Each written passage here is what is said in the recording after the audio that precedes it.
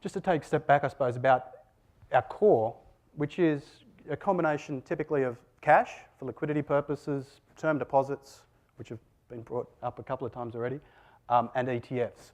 The way we look at ETFs is as Lego blocks.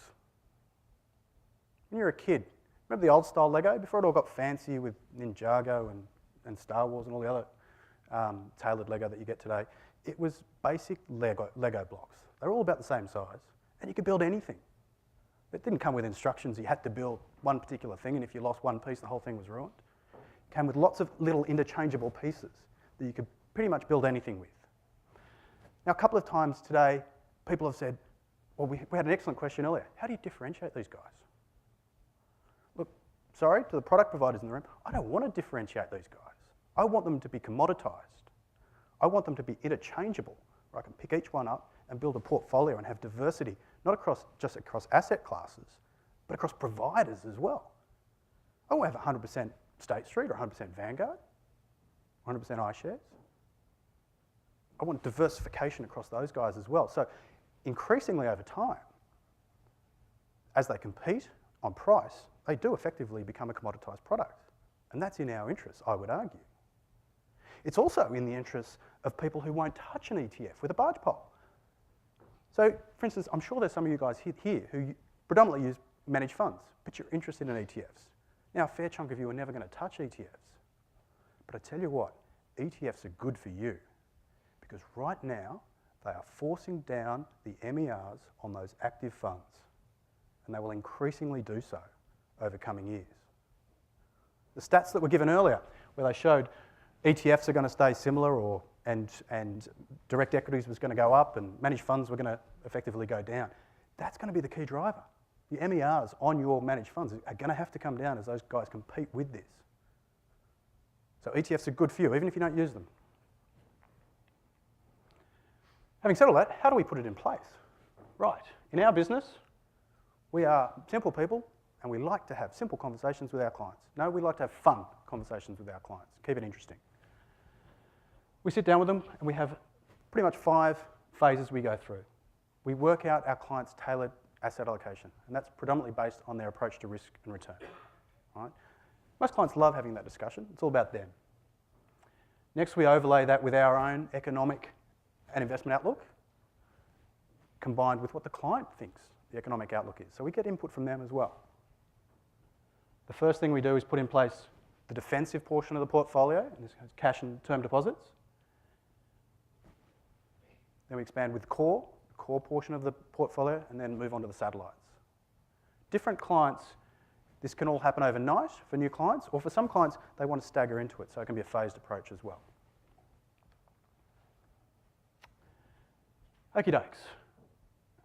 When I think of my kids at the park, I've got an 8-year-old and a 3-year-old. They sit on the seesaw. They're not balanced. One's much bigger than the other. Again, for me, balance means 50-50.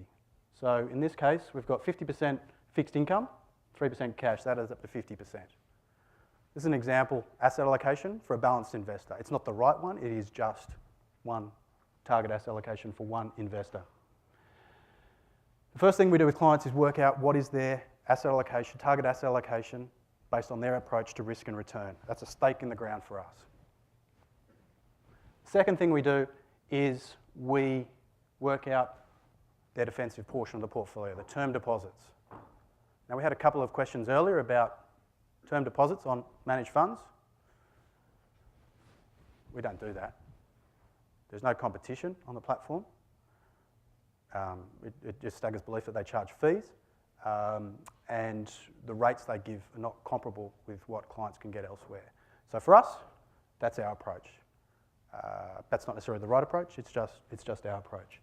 So we put in place for them a series of rolling term deposits, structured rolling term deposits, typically with a maximum of $240,000, so we get the government guarantee and make sure that it covers the principal and the interest. So that's the first step, the second step after the asset allocation.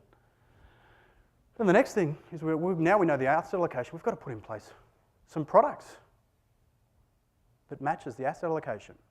The first thing with most clients, I'd love if a client came to me, here's $1 million check, it's all cash. What do we do with it?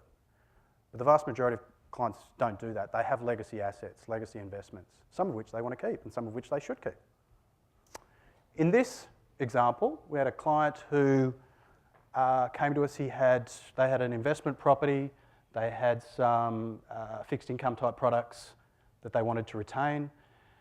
They were long investors in Apple, and long had been, and they wanted to keep them, and we were happy for them to keep them, and they've done spectacularly well over the last couple of years.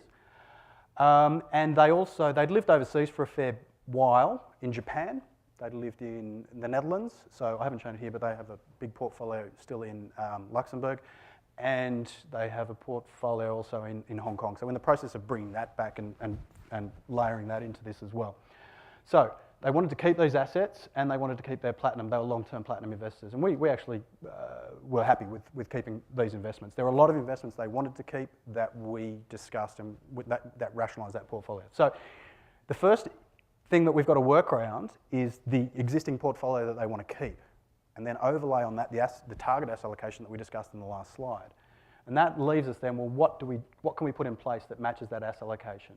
So here, we've got 33% in term deposits or cash.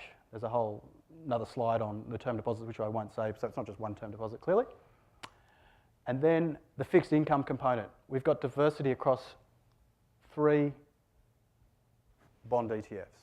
We've been early adopters of ETFs, both on the equity space and on the fixed income side. These guys are older clients.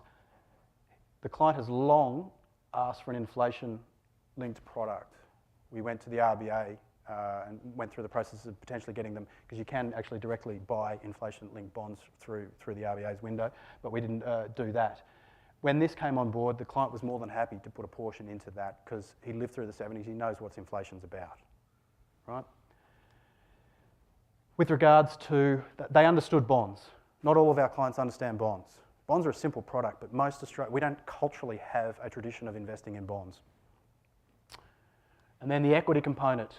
Blue chip, diversified, high yield, it's been mentioned a couple of times today, and then overseas. We have a lot of stories or discussions we have with clients. Some clients say to us, look, I don't want to touch China for whatever reason, whether it be political, it could be they already have exposure to China. So having that discussion with clients is an interesting one, and we learn a lot about the clients from that discussion as well.